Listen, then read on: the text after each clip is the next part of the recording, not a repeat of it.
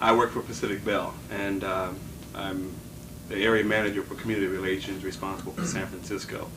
And I'm very pleased to be here with all of you this morning. I hope this morning that, and through the next couple of days, I'll have an opportunity to get to meet all of you. I assume you probably all introduced yourself or said something a little earlier that I missed, and I'll make up for the lost time, hopefully. Communications is something, obviously, that I have quite an interest in. I'm interested in knowing better techniques for presentations. As a matter of fact, I wish I'd had this 2 days ago because I have a major presentation to do this evening, and I just did one last night, so you guys are late. See, I'm not late, you are. But it's a good opportunity for me to meet people. I always come into workshops and so on. I enjoy the kinds of things that I do. I enjoy my job. I have an opportunity to work with people, to meet a broad cross-section of people in a number of different environments, and that's very positive for me. I think that's one of my talents. I talk a lot, not necessarily having any continuity of thought one way or another, but I do talk a lot, and I'm not sure what else I might need to say. I don't often run out of words. I don't know what's happening now.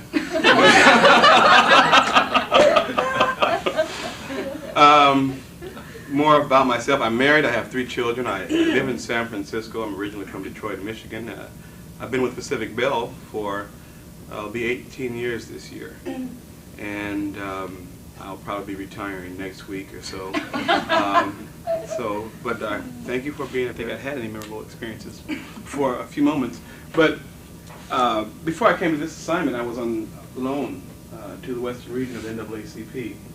And my responsibilities on that assignment were varied, and I had to, this really gets me.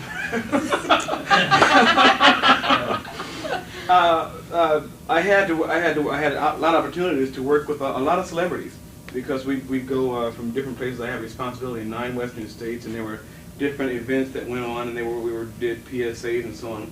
And I wanted to get the knack of it. I hate going. I'm not an autograph hound. I don't like getting autographs because people think I'm a little groupie. I'm too big to be a groupie. So, so what I did, I figured out the way to get to develop conversations with people who would normally not talk to me, and it worked pretty well. It kind of gave me a good hang of how to start up conversations and make myself comfortable and make them comfortable with me. So what I do, I walk up to them and I'd say, "Hi, I'm Jim Martin. I really enjoy what you do. I think you do it very well. You're very talented on the screen." And for whatever reason, during that time, if I ever did that, I mean, suddenly they wanted to talk to me because I realized that people in show business have a job, and they're just looking, to find out. And generally, if you don't ask for their autograph, they think you're a producer. And so immediately they come up to you and say, "Well, yes, Mr. Martin, it's really, I'm really glad to talk to you. It's been nice, And I got the greatest kick out of going to Brian Allen and say, "Brian, gee, I think you're real good." It's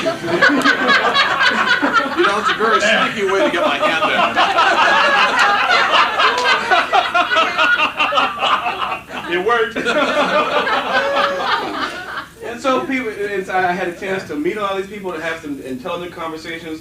They weren't trying to impress me, and I wasn't trying to impress them, but it worked out good. And I don't have... good morning, ladies and gentlemen. I'm very glad you asked me to be here as your speaker this morning. I want to talk with you about something that's of primary concern in our community, and I want to kind of get some of your input in. Tell me, what do you think are some of the primary concerns of issues that need to be dealt with in our community? Hands, anybody? Education. Education, very good one. Crime, good one. Poverty. Poverty, okay, that's good. Anything else? How about drug abuse? Drugs. Drug abuse, that's a good one. All of those are primary areas of problems that each of you at one point or another in your capacity has had to deal with and address. How about teen pregnancy? It's also another one that's very much in our community today that we deal with on a regular basis, particularly those of you in leadership capacities here. But I'm going to do this. I hate to do it, but I need to throw another one in there for you. Something that we've all heard of, and perhaps from one perspective is not really a new community terror, but maybe we're taking a different look at something that is very serious for all of us. And that's something, as I said, you've probably all heard of it at one point or another. You've been involved in the media, and you've heard mention of it. But it's called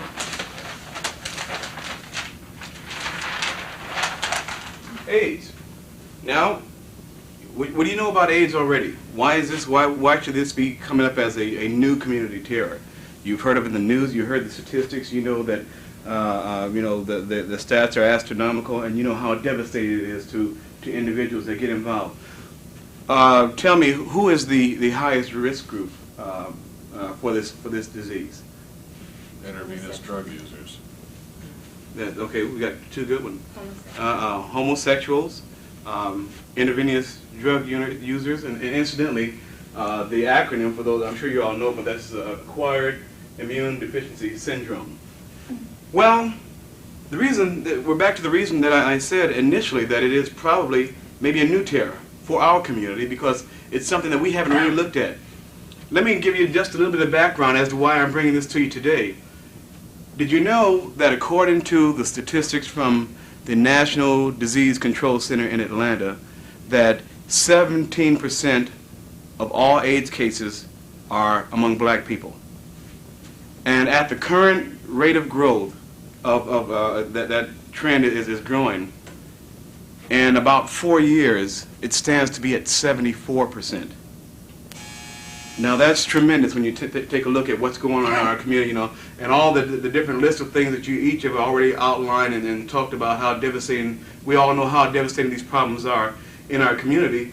When you take a look at the fact that now AIDS, this disease that we thought only happened to someone else, a particular group of people, now is impacting our community to a larger degree. The second highest risk group for contracting AIDS are black people in America today. And this has got to be something that obviously we all have to take extremely, very, very personally and very, very seriously. Why does this happen? One of the reasons is called denial. In our community today, many, and maybe even some of you right here in the room, find ourselves really denying that there are any black gays in the community. This is something that we don't really want to deal with. We don't have that problem. That's someone else's problem. We don't have that situation. That's someone else's situation. That doesn't impact us here. Another reason is in our churches sometimes, because of the issues it deals with homosexual sex and so on, that maybe we don't feel comfortable discussing these kinds of things in our churches. And the other side of it is even when those people that do provide information to us, they only talk about AIDS and how it's contracted in one way. That's the way that most people are most familiar with it, and that is through sexual contact. And many people in our community, as you know, are not willing to accept that. They say we don't have the problem, and to one extent they're right, because in our community it is not necessarily contracted through the same mechanism. In our community, you said, Reverend Ward, and that is that intravenous drug users, particularly in the low-income portions of our community, are at very high risk. And so we have to stay mindful of these facts because, as I quoted those stats to you, they can have some very, very devastating impacts on our community on the long haul. So what kinds of things can we do, and why do we need to think very, very succinctly and very clearly in terms of what we need to do?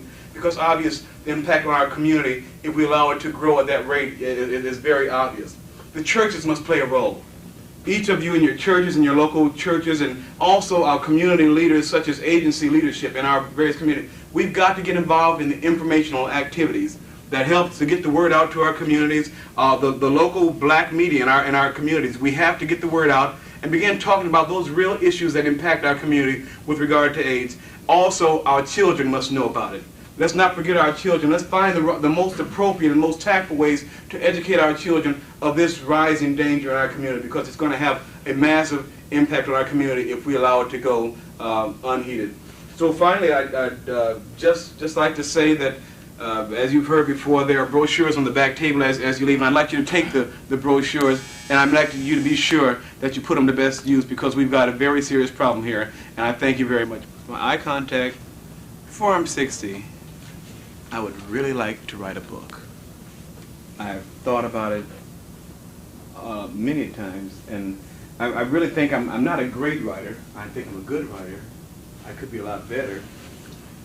But I've given thought to writing books about, or at least a book on relationships. I have put a lot of time in just to study relationships between men and women, relationships between friends, relationships at a lot of different levels. Those are the kind of things that really seem to give me some pleasure. I get philosophical from time to time, probably a little more melodramatic than I need to. But when I think about the fact that whatever you want to get done in life, you're going to have to do it through someone else.